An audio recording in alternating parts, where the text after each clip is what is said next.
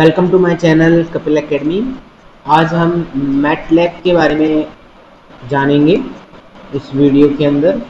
MATLAB को जैसा कि अपन मैट्रिक्स लेबोरेटरी से भी जानते हैं। मैटलैब में हमें मैथमेटिकल ऑपरेशन किस तरीके से परफॉर्म करने हैं, किस तरीके से अपन उसमें टाइप कर सकते हैं और उसमें टाइपिंग मतलब मैटलैब के अंदर हमें जो टाइपिंग मेथड है वो हमारा मतलब जो हम कमांड दे रहे हैं वो किस तरीके से हम लिखेंगे। तो सबसे पहले आपको ये जो स्क्रीन के ऊपर यहाँ पे आपको ये दिख रहा है मैटलैब का, ये मैंने ओपन किया है। स्टार्ट में मेरे ऑलरेडी इंस्टॉल था यहाँ पर मैटलैब, तो मैटलैब मैंने यहाँ से रन करा दिया है। ठीक है, रन कराने के बाद मेरे को ये पूरी स्क्रीन दिखाई दे रही है जो कि आपको भी विजिबल होगी प्रॉपरली। इसमें फाइल के अंदर जाके हम ये जो पॉपअप है फाइल वाला, इसके अंदर जाके हम न्यू स्क्रिप्ट्स वगैरह ओपन कर सकते हैं या ओल्ड हमने जो सेव कर रखा है उसे ओपन कर सकते हैं। सबसे बड़ी बात आती है कि जो आपको यहाँ पे स्क्रीन पे सामने दिख रहा है, ये जो हमारे पास जो हमने यहाँ पर file, edit, debug, parallel, desktop, window और हेल्प, ये जो हमारे ऑप्शंस हैं, इसमें हमारा डेस्कटॉप जो ऑप्शन है इसमें ये पॉपअप हमें डाउन पॉपअप हमें दिखेगा। इस पॉपअप में आपको सामने बिल्कुल दिख रहा होगा कमांड विंडो जो है, इस पर क्लिक कर रखा है। अगर मैं इसको हटा दूँ यहाँ से ये वाला क्लिक, तो ये मेरे पास जो सामने ओपन है ये कमांड विंडो भी क्लोज हो जाएगी। तो ये चीज़ मैं अभी थोड़ा सा और डिटेल में बताता हूँ। जैसे आप देखो कमांड विंडो यहाँ पे कुछ भी नहीं आ रहा है मेरे पास। ऐसे मैं वापस डेस्कटॉप पे जाऊँगा जो कि हमारा ऊपर है डेस्कटॉप पे। ठीक है, डेस्कटॉप पे जाके यहाँ पे मैंने ओपन करना है कमांड विंडो। ठीक है, तो कमांड विंडो ओनली यहाँ पर है, तो ये मेरे वापस कमांड विंडो आ गई है। तो कमांड विंडो के बाद कमांड हिस्ट्री भी एक हमें चाहिए होती है। कई बार हम यूज़ करते हैं, बाकी कई बार नहीं यूज़ करते जो ऑलरेडी कमांड दे रखी है। तो यहाँ पे मैं अभी बंद कर देता हूँ क्योंकि इसमें बहुत सारी कमांड्स मैंने ऑलरेडी मेंशन कर रखी है, तो वो मैं नहीं चाहता कि अभी आपको पता चले। ऐसे करंट फोल्डर जो भी आप डॉक्यूमेंट सेव करोगे या कहीं से भी आपको डॉक्यूमेंट उठाना है, तो जैसे मेरे को यहाँ पे दिख रहा है सी यूज़र जॉन डॉक्यूमेंट और मैटलैब, इसमें मेरी जो एम फाइल है वो स्टोर होगी। अभी स्टोरेज वगैरह के बारे में भी अपन बताएंगे कि किस फॉर्मेट में फ़ाइल सेव होती है और कैसे हम उसको एक्सेस कर सकते हैं, ये सारे डिटेल्स में हम देखेंगे। आज की इस वीडियो में हम सबसे ज़्यादा जो काम करने वाले हैं वो कि हमें कमांड कैसे देनी है और हम कैसे अपना काम कर सकते हैं। तो मैं यहाँ 2-3 विंडो ओपन करूँगा। स्मॉल जो विंडोज़ हैं इसको थोड़ा सा हाइड कर देंगे तो ये आपको देखने को मिलेगी। मैंने यहाँ पे 3 विंडो ओपन कर रखी है। पहले ये जो आपको देखो डार्क ब्लू से दिख रहा होगा, तो इसके अंदर कमांड हिस्ट्री है जिसमें आपने जितनी भी कमांड्स दी हैं अभी तक वो सारी आपको दिखाई देंगी। तो मैंने बहुत सारी कमांड्स इसमें दे रखी थी, तो वो ऑलरेडी यहाँ पे सारी मेंशन है। ठीक है, और ये हमारा क्लोज वाला जो एक बटन है, इससे आप क्लोज कर सकते हैं कमांड हिस्ट्री को। ये वर्क स्पेस है, इसके बारे में भी अपन बाद में डिटेल में आने वाले वीडियोस में अपन जो है डिस्कस करेंगे। कमांड विंडो पे आते हैं अपन, और कमांड विंडो पे जो कि हमारा इम्पोर्टेंट पोर्शन है, इम्पोर्टेंट पार्ट है, और इसी पे अपन सारी कमांड्स देते हैं। तो यहाँ पे आ जाते हैं। थोड़ा सा मैंने इसको स्पेस करके किया है। अब देखो कमांड विंडो के ऊपर अपन आ चुके हैं। कमांड विंडो आपको ब्लिंक कर रही है यहाँ पर। पर्सनल मेरा जो ब्लिंक कर रहा है जहाँ पर, वो मेरा कमांड प्रॉम्प्ट है। तो इसके ऊपर मैं यहाँ पर कमांड्स दूंगा। तो मैटलैब के अंदर जब अपन कमांड देते हैं तो सबसे पहले हमें ये डिफाइन करना होता है कि जो हम वेरिएबल ले रहे हैं उसके अंदर किस तरीके की वैल्यूज़ स्टोर करेंगे। न्यूमेरिकल वैल्यू स्टोर करेंगे, कैरेक्टर वैल्यू स्टोर करेंगे, और ये सारी चीज़ें हमें डिफाइन करनी रहती है। अगर अपन डिफाइन नहीं करेंगे तो क्या होगा, तो लेट्स सी अपन देख लेते हैं। यहाँ पे मैंने एक एक्स वेरिएबल यहाँ पे लिया है।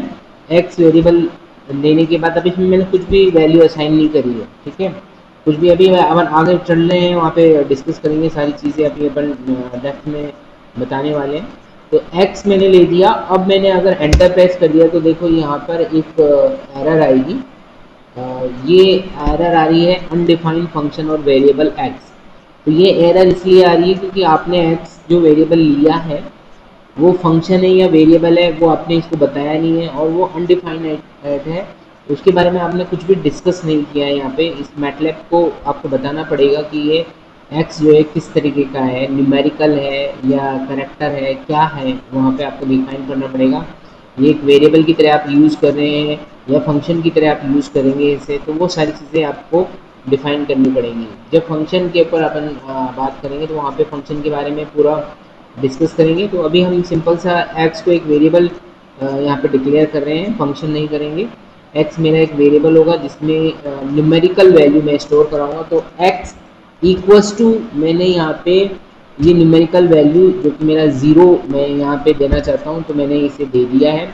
और ये जो हमने लिखा है यहाँ पर, ठीक है, जो टाइप किया है, ये हमारा इनिशियलाइजेशन हो गया है। एक्स मेरा वेरिएबल था, एक्स वेरिएबल को मैंने इनिशियल वैल्यू ज़ीरो असाइन कर दी है। इसके बाद मैं सेमी कॉलन यूज़ कर देता हूँ। सेमी कॉलन से आपको एंटर आप जब प्रेस करेंगे तो आपको वैल्यूज़ नहीं दिखाई देगी, ठीक है। तो यहाँ पे आपने एक्स के अंदर वैल्यू स्टोर कर दी है, तो वो वैल्यू आपको यहाँ पे दिखाई नहीं करेगी। अब मेरे पास कीबोर्ड के ऊपर अप एरो की होती है, डाउन एरो की होती है। तो वो अप एरो की और डाउन एरो की से मैं प्रीवियस में जितनी भी मैंने कमांड्स दे रखी हैं यहाँ पे कमांड विंडो में, जो भी मैंने यहाँ पे टाइप करके स्टेटमेंट्स लिखे हैं या जो भी है, वो मैं देख सकता हूँ इसके अंदर। ऐसे ही डाउन एरो की से भी अपन अप एंड डाउन के एरो की यूज़ कर सकते हैं कमांड्स, प्रीवियस कमांड्स देखने के लिए।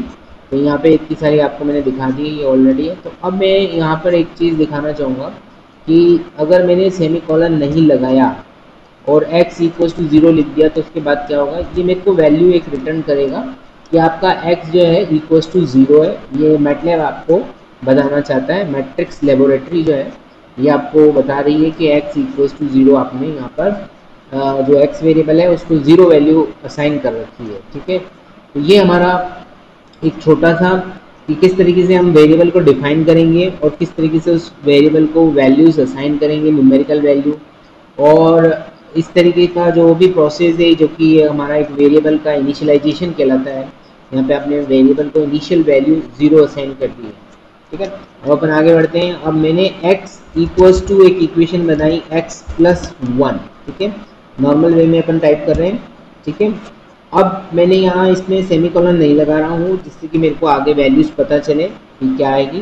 तो मैंने यहाँ पर एंटर प्रेस किया, एंटर प्रेस करते ही मेरे को यहाँ पे वैल्यू रिटर्न हुई x इक्वल्स टू वन। तो यहाँ पे मेरी वैल्यू जो है x की वो वन हो चुकी है। इससे प्रीवियस वैल्यू मेरे पास x की ज़ीरो थी। अब मैं अगेन इस ही कमांड को, मतलब x equals to x plus one को वापस रिपीट करूँगा। तो मैं अप एरो की यहाँ पे यूज़ कर रहा हूँ और सेमीकोलन में यूज़ नहीं कर रहा, ठीक है। x equals to x plus one मैंने यहाँ पे किया और मैंने एंटर प्रेस कर दिया। तो अब मेरे पास जो x की वैल्यू है, जो न्यू अपडेटेड वैल्यू है, वो x इक्वल्स टू टू मेरे पास आ गई। तो आपने इनिशियल वैल्यू x को जो है वेरिएबल को जीरो वैल्यू असाइन की थी। देन आफ्टर हमने एक जो है यहाँ पर x equals to x plus one एक इक्वेशन बना दी, जो x प्लस एक्स का जो वैल्यू है उसमें प्लस वन ऐड करके और वापस उस वैल्यू को x के अंदर स्टोर कर दिया है। यहाँ पे ये आपको देखने को मिल रहा है x equals to x plus one, ठीक है। इसी को मैं बार बार यूज़ कर रहा हूँ और हर बार यूज़ करने पे मुझे x की न्यू वैल्यू असाइन हो रही है, जो कि आपको स्क्रीन पे x इक्वल्स टू टू यहाँ पर देखने को मिल रही है। अब एक और बार अपन करते हैं। तो यहाँ पे भी मैंने सेमीकोलन यूज़ नहीं किया है, मैं बार बार सेमीकोलन यूज़ नहीं किया है, ये क्यों कह रहा हूँ अभी अभी बताते हैं आपको।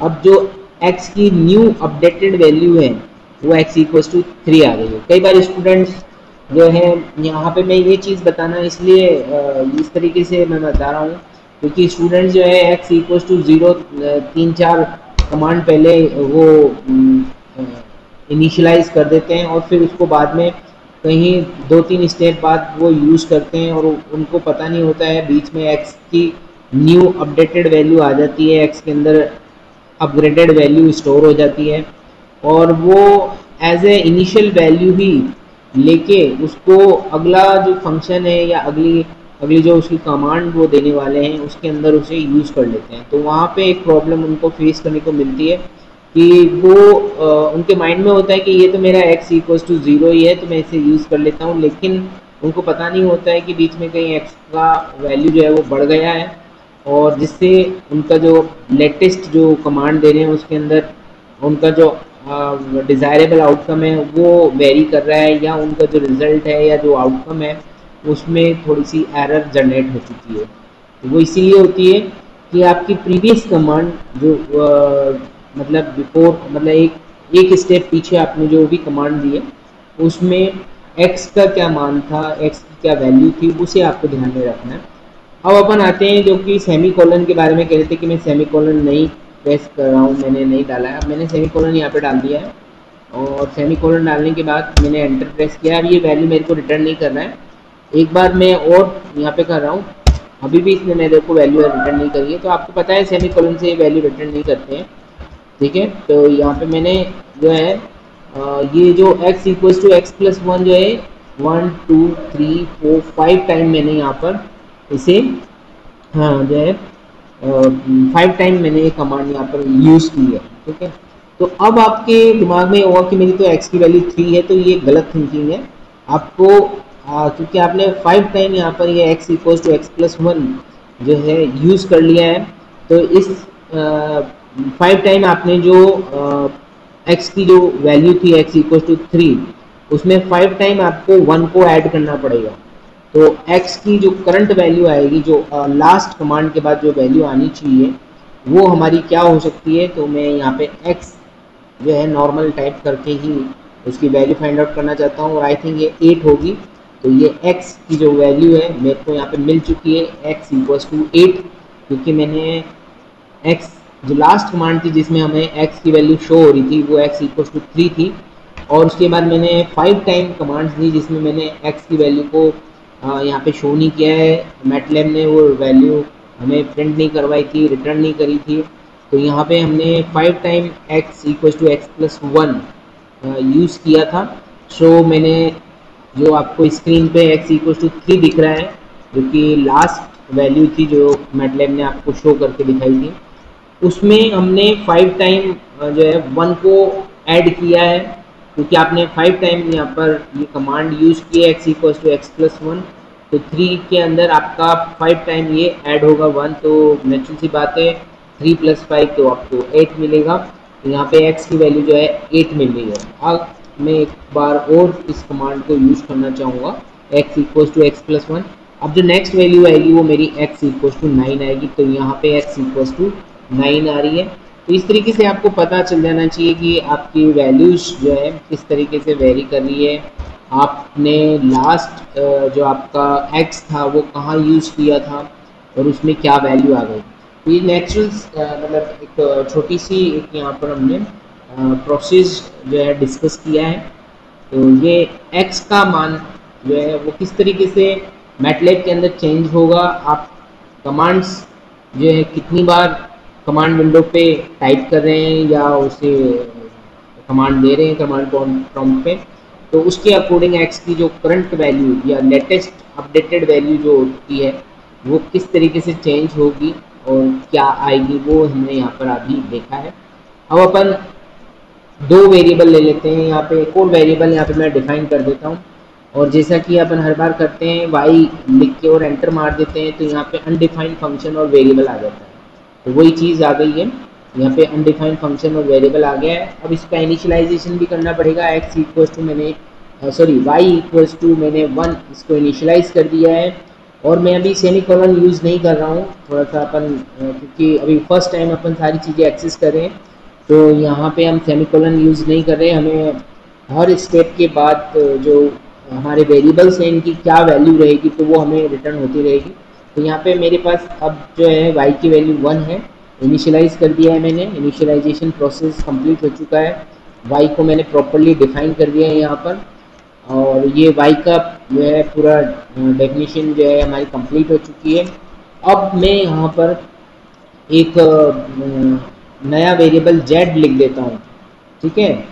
अब z को मैंने जो है यहाँ पे इनिशियलाइज किया है in terms of two variable. देखो x प्लस वाई कर दिया है, x प्लस वाई, ठीक है। तो x प्लस वाई, एक्स और y मैंने ऑलरेडी डिफाइन है, वो न्यूमेरिकल वैल्यू उनके अंदर स्टोर है।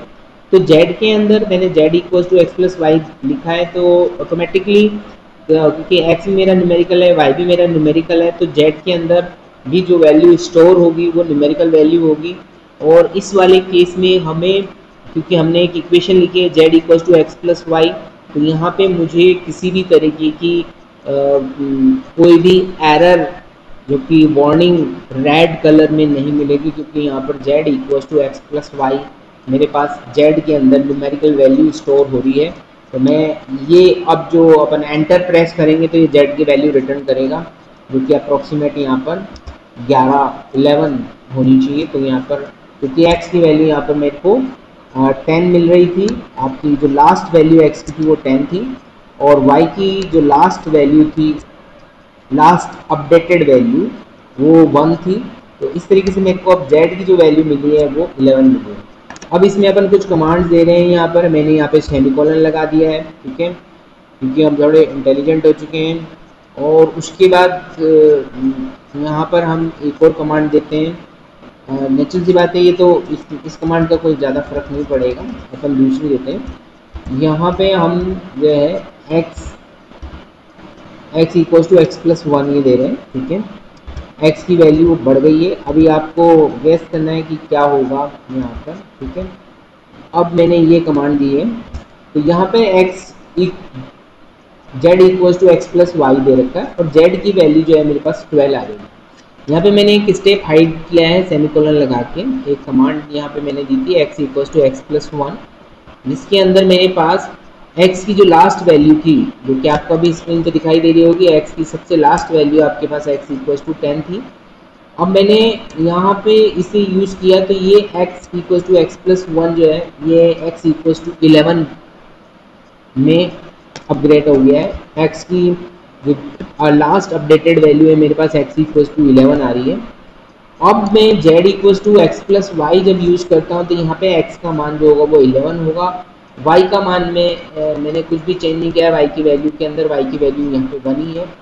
तो z की जो latest updated last updated value, x की लास्ट अपडेटेड वैल्यू और y की अपडेटेड वैल्यू पर डिपेंड करती है। तो y की जो लास्ट अपडेटेड वैल्यू है वो 11 है, और x की जो अपडेटेड वैल्यू है यहाँ पर x equal to x plus one मैंने दिया था कमांड, तो x की वैल्यू जो मेरे पास है वो 11 है।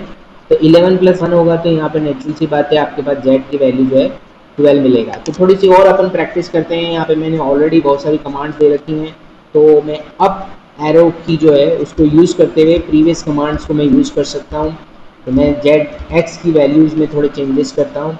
तो इस बार अपन जो है पूरा देखेंगे, यहाँ पे x की वैल्यू 12 हो गई है, और एक बार और x की वैल्यू 12 कर लेते हैं, एक और अपडेट कर देते हैं, x की वैल्यू अब 13 हो गई है। अब मैं x प्लस वाई देखता हूँ यहाँ पर, जो कि z के अंदर होगी, तो z की वैल्यू यहाँ पे 14 आ गई है, क्योंकि लास्ट अपडेटेड वैल्यू देखिए आपकी x की जो थी 13 थी, और y का मान हमारा अभी कॉन्स्टेंट ही चल रहा है, हमने y के वैल्यू कोई चेंज नहीं की है, तो y इक्वल टू हमारे पास यहाँ पे 1 ही है। तो 13 प्लस 1 यहाँ पे मेरे को z की वैल्यू 14 मिल गई है। ये हम इसलिए डिस्कस कर रहे हैं कि कई बार हम जो है यहाँ पर वर्क करते हैं, कभी भी कोई भी प्रोग्रामिंग करते हैं या कोई फंक्शन हम बनाते हैं मैटलैब के अंदर, तो वहाँ पे हम ये चीज़ लिखना या करना भूल जाते हैं, और हम प्रीवियस कमांड्स के या इनिशियल वैल्यूज़ को लेते हुए अज्यूम करते हुए हम आगे कर देते हैं, जबकि हमने कहीं ना कहीं कोई एक ऐसी कमांड दे रखी होगी जो मेरे वेरिएबल्स के अंदर वैल्यूज़ को चेंज कर रही होगी। तो वो हम जो भी हम कमांड दे रहे हैं, तो लेटेस्ट कमांड के अकॉर्डिंग हमें वेरिएबल्स की वैल्यूज़ यूज़ करनी होती है। तो ये एक छोटा सा एग्जांपल हमने यहाँ पे लिया है। अब y की वैल्यू 2 हो गई है, और हम अब x प्लस वाई की वैल्यू देखते हैं। x की जो लास्ट अपडेटेड वैल्यू 13 थी, y की अपडेटेड वैल्यू जो है वो मेरे पास 2 आ चुकी है। तो z की जो होगी अब 13 प्लस 2 15 होनी चाहिए, तो z इक्वल टू आपके पास 15 आ चुका है, और z के अंदर हमने 15 लिख दिया। तो इस तरीके से हमने यहाँ पे दो वेरिएबल डिफाइन करना सीखा है, और दो वेरिएबल्स की वैल्यू को हमने किसी तीसरे वेरिएबल के अंदर स्टोर करना यहाँ पे सीख लिया है, और किस तरीके से हम वेरिएबल डिफाइन कर सकते हैं, इनिशियलाइजेशन कर सकते हैं, और y को किस तरीके से हमने यहाँ पर कांस्टेंट रखते हुए और x की वैल्यू को चेंज करते हुए हमने z का मान निकाला या z की वैल्यूज़ फाइंड आउट करी, और लास्ट में हमने y की वैल्यूज़ को भी 1 से इंक्रीज़ किया और x की वैल्यूज़ को भी हमने कई बार इंक्रीज़ किया, चेंज किया, और देन हमारे पास z की वैल्यूज़ भी रेस्पेक्टिवली x की वैल्यूज़ में चेंजेस हुए, y की वैल्यूज़ में चेंजेस हुए, इसके अकॉर्डिंग z की वैल्यूज़ भी हमारे पास चेंज होके या चेंज होती हुई हमें कई बार यहाँ पर हमने फाइंड आउट किया। ठीक है, तो ये एक छोटा सा हमारा प्रोसेस था और बहुत ही बेसिक प्रोसेस है। इसको हमने यहाँ पर इसलिए डिस्कस किया है कि हम, जैसे मैं पहले भी बता चुका हूँ, जब भी अपन फंक्शंस लिख रहे होते हैं या टाइप कर रहे होते हैं, तो कहीं ना कहीं हमारा ऐसी कमांड होती है जिसके अंदर हमारे वेरिएबल्स की वैल्यू चेंज हो रही है, लेकिन हम उसे या तो ग्लोबली या लोकली उसे कॉल कर लेते हैं, तो वहाँ पे वो दिक्कत देते हैं और हमारा आंसर जो है वो एक्यूरेट नहीं होता है। क्योंकि हमें अभी प्रोग्रामिंग, अगर आप फर्स्ट टाइम मैटलैब को देख रहे हैं या मैटलैब को यहाँ पर सीख रहे हैं, इससे पहले आपने कोई भी प्रोग्रामिंग लैंग्वेज नहीं सीखी है या आपको नहीं आती है, तो आप को स्टेप बाय स्टेप सारी चीज़ें पता चल जाएंगी। आगे भी हम इसी तरीके की गलती नहीं करेंगे जो कि कई बार प्रोग्रामर्स करते हैं, और जिनको प्रोग्रामिंग आती है, जिन्होंने प्रोग्रामिंग लैंग्वेजेस सीख रखी हैं और वो मैथमेटिकल ऑपरेशंस यहाँ पे परफॉर्म करना सीख रहे हैं, तो वो भी थोड़ा सा अवेयर है, क्योंकि जो हमने आज डिस्कस किया है वो बहुत यूज़फुल है। एंड अगले वीडियो में हम इसके आगे और देखेंगे। आप देखते रहिए कपिल एकेडमी।